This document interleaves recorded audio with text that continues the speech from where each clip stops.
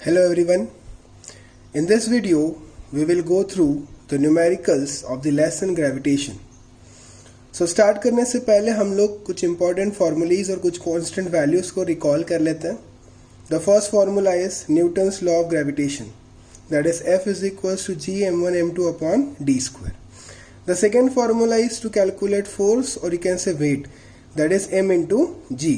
यहाँ पे g की जगह a भी आ सकता है और a की जगह g भी आ सकता है. Next are the kinematical equations.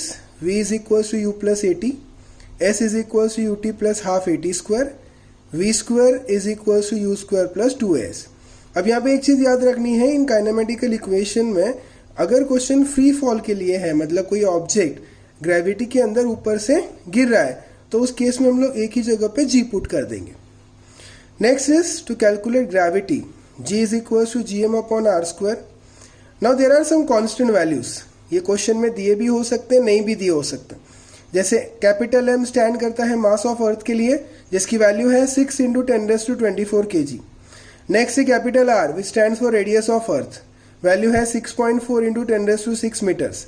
Next is gravitational constant जिसकी वैल्यू है 6.67 into 10⁻11 newton metre square per kg square. इसके अलावा अगर कोई और कांस्टेंट वैल्यूज अगर होगी तो वो आपके क्वेश्चन में मेंशन की जाएगी वहां पे.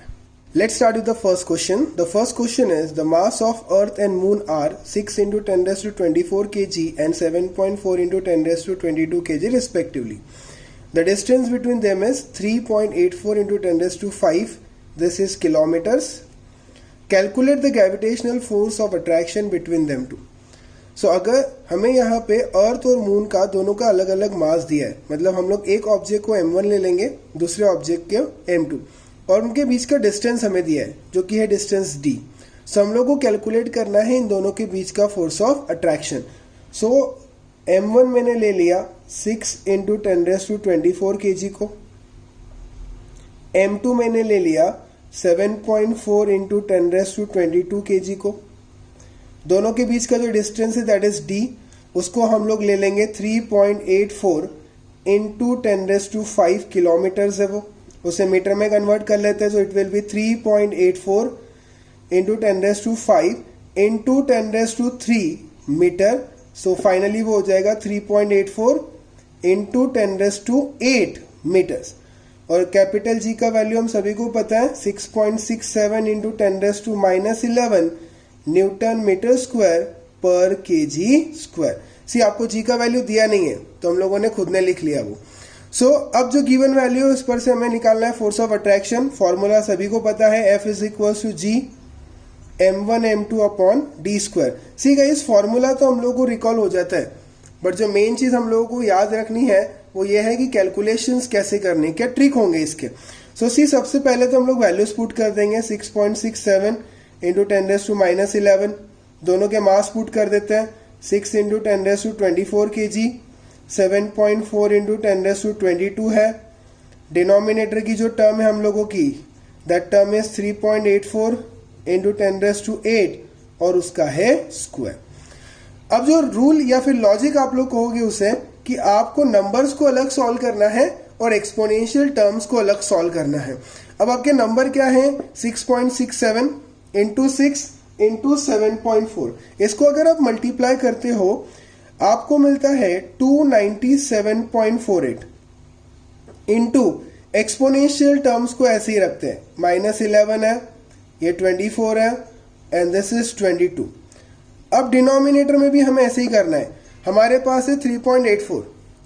3.84 का जो हम लोग स्क्वायर कंसीडर करते हैं, सो दैट स्क्वायर इज 14.74 और ये लॉज ऑफ इंडाइसेस के हिसाब से हो जाएगा 10⁻16. सो नंबर के साथ नंबर. अब इसे अप्रोक्सीमेटली मैं 300 ले लेता हूं and this will become approximately 15. अब ऊपर की इसकी एडिशन होगी और नीचे वाला जब ऊपर जाएगा तो वो सब्सट्रैक्शन हो जाएगा. सो रिजल्टेंट जो वैल्यू मुझे मिलती है दैट वैल्यू इज 10⁻19. सो अगर मैं इसे डिवाइड करता हूं हो जाएगा 20 इंटू 10⁻19. साइंटिफिक नोटेशन में it will B 2 into 10⁻20. So F is 2 into 10⁻20 Newton. सब लोग याद रखेंगे फ्रेंड्स कि यूनिट लगाना भूलना नहीं है. काफी बार हम लोग यूनिट ही भूल जाते हैं वहां पे आंसर में. नेक्स्ट क्वेश्चन फ्रेंड्स, क्वेश्चन कुछ इस तरीके से है, assuming that acceleration remains constant and that constant value is given 5.34 into 10 raised to minus 9 meter per second square. How long an object will take to move 1 centimeter in a specific direction? मतलब इस acceleration के साथ वो object को कितना time लगेगा एक specific direction में 1 सेंटीमीटर से मूव करने के लिए, और आपको बोला गया है ऑब्जेक्ट इज एट रेस्ट. सो हमने इनिशियल जो भी गिवन है वो देख लिया, ए हमें दिया हुआ है, अब ये डेसिमल में है, मैंने उसे अप्रोक्सीमेट कर लिया, that is 5 into 10 raised to minus 9 metre per second square. Displacement दिया गया है 1 सेंटीमीटर, जिसे मैंने स्टैंडर्ड यूनिट मीटर में कन्वर्ट कर लिया 0.01, या you can say it is 1/100. Initial velocity is u. हमें जब भी डिस्प्लेसमेंट दिया होता है तब हमें दूसरा काइनेमेटिकल इक्वेशन यूज करना है, that is s is equals to ut plus half at square. अब यहां पे s का वैल्यू है 1/100, u हमारा 0 है, तो 0 into anything it will be 0, so it will be now 1/2 into A का वैल्यू कितना दिया है 5 into 10 raised to minus 9 and T square will be as it is. अब ये टर्म यहां पे मल्टीप्लाई हो रही है, डिवाइड हो जाएगी, ये यहां पे मल्टीप्लाई हो जाएगा, so T square is it will be 2/100 into 5 into 10 raised to minus 9.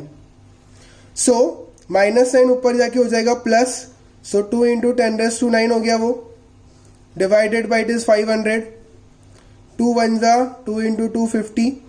अब ये जो 10 raised to 9 है इसमें से 1000 अलग कर लेते हैं और 10 raised to 6 को ऐसे ही रखते हैं, डिवाइडेड बाय 250, 250 1 जा 250 4 जा, सो टी स्क्वायर आया मेरे पास 4 into 10 raised to 6. So taking square root on both side, T will be equal to square root of 4 into 10 raised to 6, ये हो जाएगा 2 into 10 raised to 3 seconds. इतना टाइम लगेगा हमें उस ऑब्जेक्ट को 1 सेंटीमीटर से मूव करने के लिए. Ahead, third question, starting from rest due to gravitational force of earth that is 733 newton, what is the speed of an object after 1 second. अगर कोई ऑब्जेक्ट रेस्ट से स्टार्ट करता है, ठीक है, उसका ग्रेविटेशनल फोर्स दिया हुआ है, तो मुझे ये फाइंड करना है कि 1 सेकेंड के बाद उसका स्पीड कितना होगा, और मुझे क्वेश्चन में ये भी प्रोवाइड है कि mass of object is 75 kg.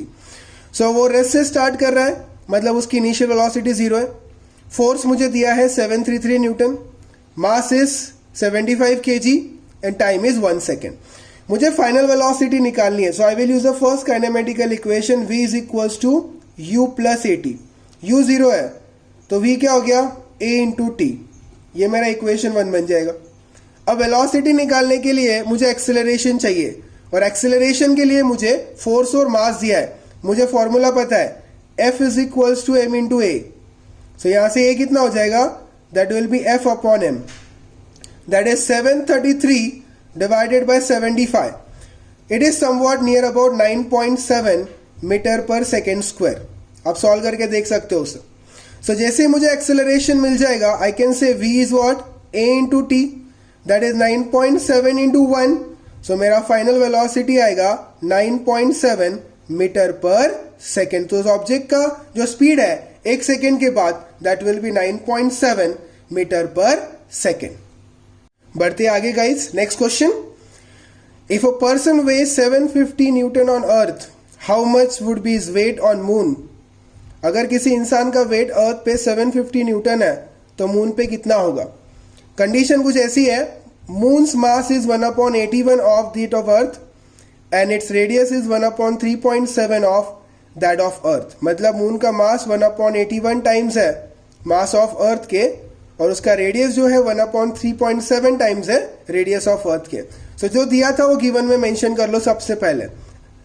Wait on earth that is WE 750 newton, moon का मास है 1/81 टाइम्स जो मास अर्थ का है, और रेडियस जो है मून का वो है 1/3.7 टाइम्स जो रेडियस है अर्थ का. सो हमारे पास हम लोग जो फॉर्मूला यूज करेंगे इस क्वेश्चन के लिए, that will be W is equals to F, and that is G capital M into small m upon R square. ठीक है, वेट और फोर्स दोनों सेम होते हैं. तो ये सपोज अर्थ के लिए है, so this is for earth, यहां पे मैंने E लगा दिया और यहां पे मैंने E लगा दिया. इसी तरह से अगर मैं मून के लिए लिखता हूं तो वो हो जाएगा WM is equals to G capital M के नीचे M small m as it is upon RM का square. Let's say this is equation 1 and this is equation 2. जैसे ही आप दोनों इक्वेशन लिखते हो इसके बाद का रोल काफी सिंपल है. मैंने इनको डिवाइड करना है. डिवाइड करेंगे हम लोग सेकेंड को फर्स्ट से. सो LHS के साथ LHS डिवाइड होगा, RHS के साथ RHS. सो मुझे मिलेगा WM upon WE is equals to see G get cancel, M और M कैंसिल हो जाएगा. सो इसके टर्म्स जो है that is mass of moon बराबर अपॉन रेडियस ऑफ मून उसका स्क्वायर है.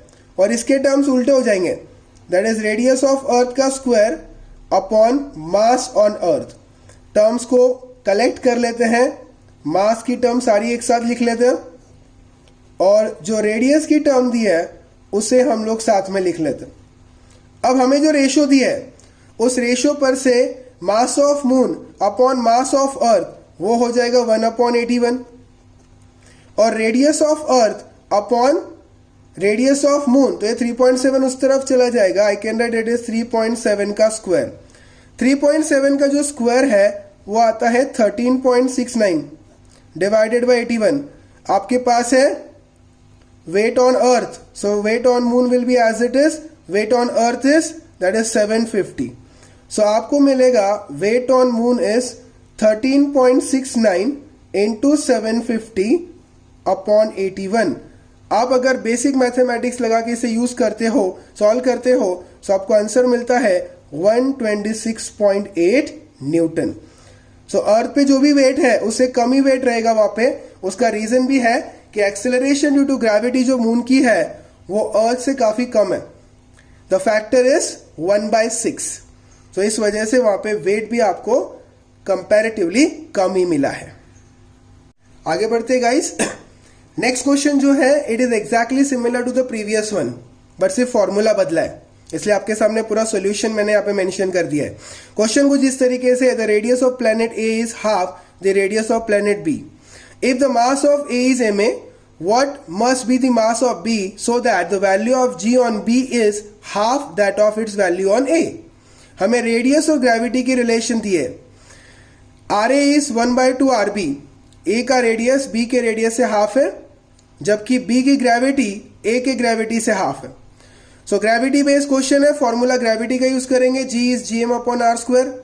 सो ए प्लैनेट के लिए हमने ए यूज कर लिया नोटेशन, बी के लिए बी यूज कर लिया. This is equation 1, this is equation 2.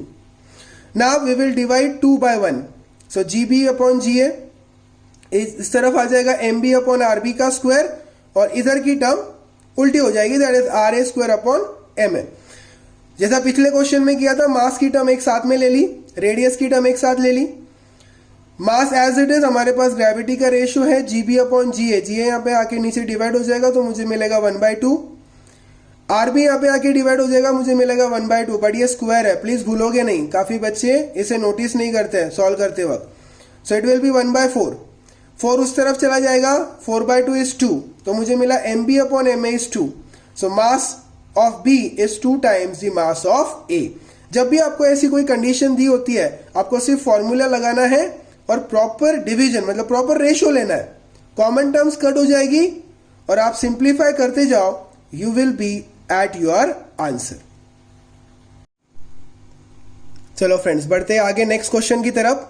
The next question is the mass and weight of an object on earth is 5 kg and 49 Newton respectively. What will be there values on the moon. अगर किसी object का मास और wait अर्थ पे 5 kg और 49 Newton respectively है, सो moon पे उसकी values क्या होगी. आपको ब्रैकेट में कंडीशन भी दिया है. Assume that acceleration due to gravity on moon is 1/6 of that of the earth. So mass on earth is 5 kg, weight है 49 न्यूटन और मून की ग्रेविटी अर्थ की ग्रेविटी से 1/6 टाइम्स है. सो मैंने इसे आगे सिंप्लीफाई कर लिया, 1/6 इंटू 9.8. इसे डिवाइड कर दिया, आंसर मिल गया 1.633. काफी सारे बच्चे इसे याद रखते हैं तो आप भी याद रख सकते हो, तो क्वेश्चन को सॉल्व करना आसान हो जाएगा.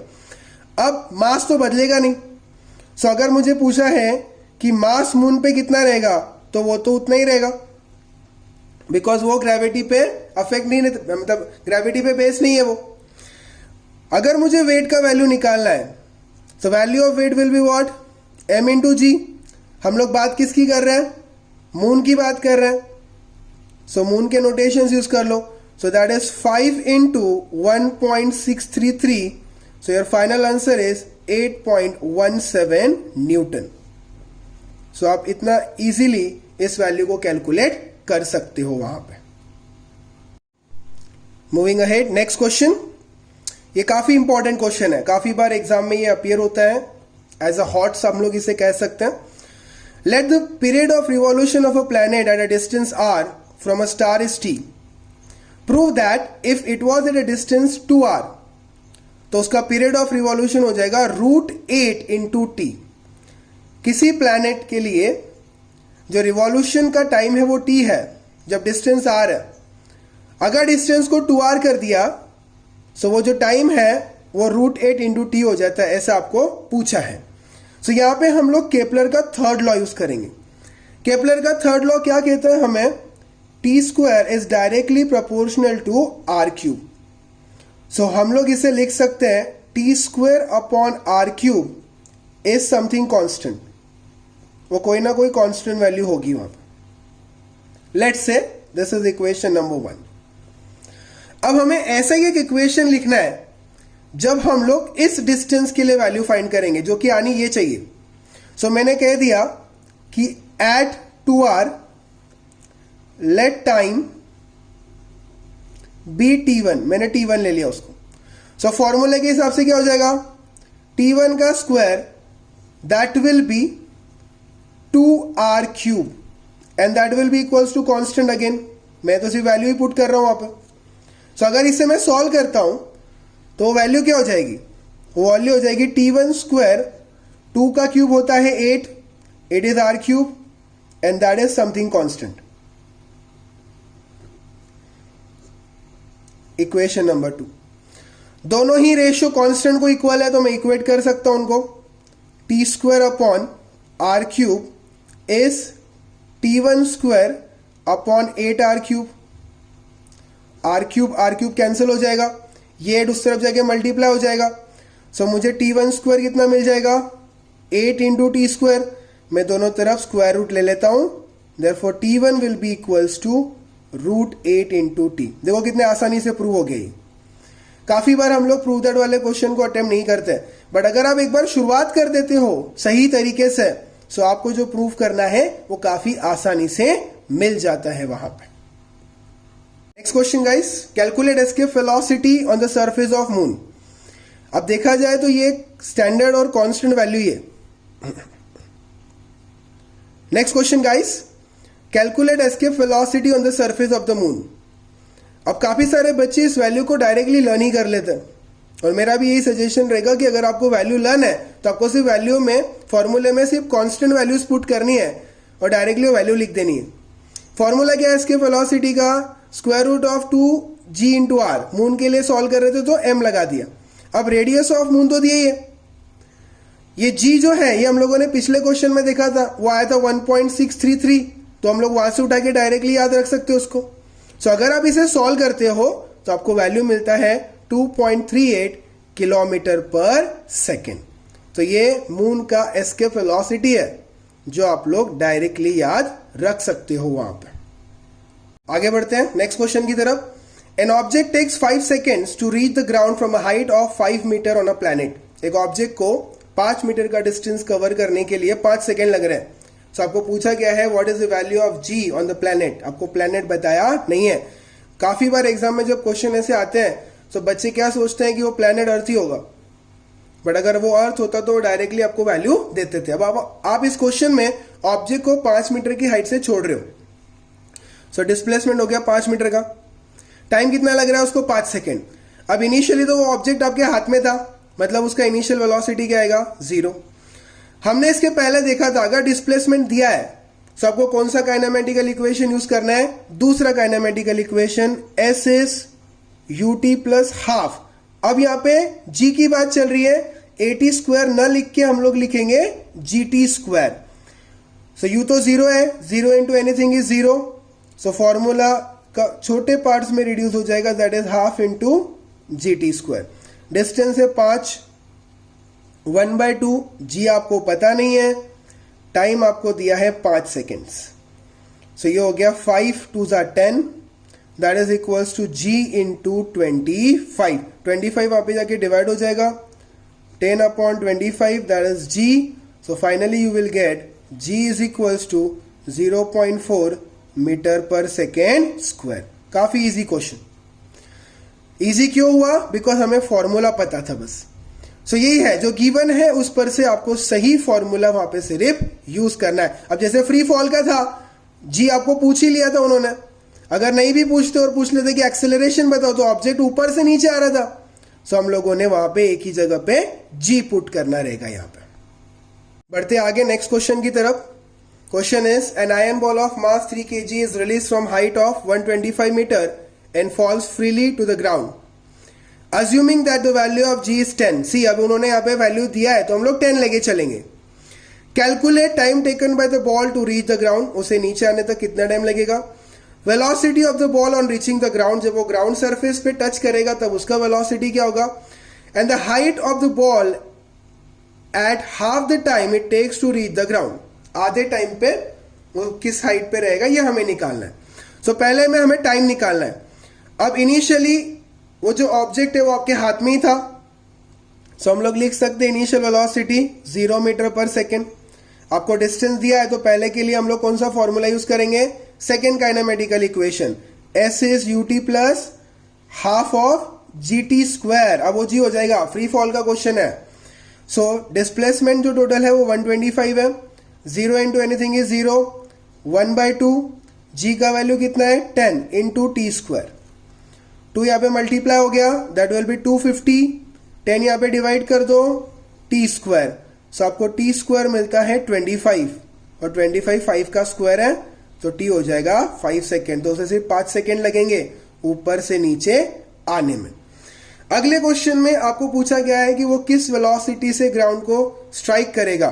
सो we will use the first kinematical equation, v is u plus g t. Initial velocity 0 है, सो v हो जाएगा g इंटू टी। जी है हमारे पास 10, टाइम अभी हमने निकाला that is 5। So your answer is 50 metre per second. 50 metre per second से वो स्ट्राइक करेगा। अब आपको फाइंड करना है the height of the ball at half the time. अब आपको आधे टाइम के लिए वो वैल्यू निकालनी है। सो मैं क्या करूंगा, जो मेरे पास टाइम है थर्ड क्वेश्चन के लिए, जो मेरे पास टाइम है 5, उसको मैं हाफ कर दूंगा। आधे टाइम पे लिए कितना लगता है उसको। सो विद दिस टाइम मैंने फाइंड आउट करना है हाइट। सो फॉर्मूला रहेगा second kinematical equation, S is U T plus half G T square. Initial velocity 0 है तो एस हो गया 1/2, दिस इज 10, दिस इज 5/2 का स्क्वायर। सो हो गया 1/2 10 इंटू 25/4। प्लीज याद रखेंगे सब लोग, स्क्वायर लेना भूले नहीं, आपको स्क्वायर लेना ही पड़ेगा। सो दिस इज 2 1 जा, दिस इज 2 5 जा, 125/4 और ये इजीली डिवाइड होके हमें देता है 31.25 मीटर। इस हाइट पे वो है। सो अगर हम लोग उस हाइट को सरफेस से कैलकुलेट करें सो वो आ जाएगा 125 माइनस ये जो हाइट आया है 31.25।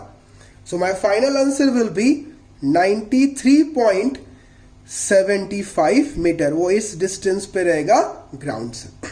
क्वेश्चन काफी लंबा था और हमें 3 वैल्यूज निकालनी थी, तो जिस तरीके से गिवन था वैसे आपको वैल्यू निकालनी है वहां पे। आगे बढ़ते हैं नेक्स्ट क्वेश्चन की तरफ। An object thrown vertically upward reaches a height of 500 metre. What was its initial velocity? How long will the object take to come back to the earth? एक ऑब्जेक्ट को आप नीचे से ऊपर फेंक रहे हो, मतलब फ्री फॉल के अपोजिट ऑब्जेक्ट नीचे से ऊपर जा रहा है। डिस्प्लेसमेंट कितना हो रहा है टोटल 500 मीटर्स का। आपको अब बोला गया है जी लेने को 10, मैंने यहाँ पे लिखा -10 बिकॉज ऑब्जेक्ट नीचे से ऊपर जा रहा है, डायरेक्शन अपोजिट है। सो ऑब्जेक्ट एक हाइट पे जाके रुकने वाला है, मतलब यहाँ पे फाइनल वेलोसिटी जो है वो क्या रहेगी, उसकी 0 रहेगी यहाँ पे। सो इनिशियल वेलोसिटी फाइंड करने के लिए हम लोग यूज करेंगे third kinematical equation, v² is equals to u² minus 2 into g into s, minus हो जाएगा या, बिकॉज ये वैल्यू माइनस है, यहां पे मैंने पहले ही माइनस ले लिया है, माइनस माइनस प्लस नहीं करना है उसको। So 0 is equal to u square minus 2 into 10 and that s is 500। So आपको मिल जाएगा u square is equals to 2 10 जा 20, 20 इंटू 500, वो वैल्यू हो जाएगी आपकी 10,000। सो आपको इनिशियल वेलोसिटी मिल गई 100 मीटर पर सेकेंड। आपके पास एक आंसर आ चुका है। अब आपको फाइंड आउट करना है कि how long will the object take to come back to the earth, मतलब पूरा डिस्टेंस, नीचे से ऊपर भी जाएगा और ऊपर से नीचे आएगा, ये पूरा डिस्टेंस आपको निकालना है। सो मुझे टाइम चाहिए। So what I will do is, मैं पहला इक्वेशन यूज करता हूं काइनेमेटिक्स का, v is equal to U minus G T. So what I can say, 0 is equals to 100 minus 10 into T. So यहां से 10t, ये हो जाएगा 100। सो t will be equals to what, 100 upon 10 and that is 10 second, मतलब उसे एक side से 10 सेकेंड लगते हैं। सो टोटल टाइम जो रहेगा वो हो जाएगा 2t, that will B 20 second. उसे 20 सेकेंड लगेंगे नीचे से ऊपर और ऊपर से नीचे वापस आने में।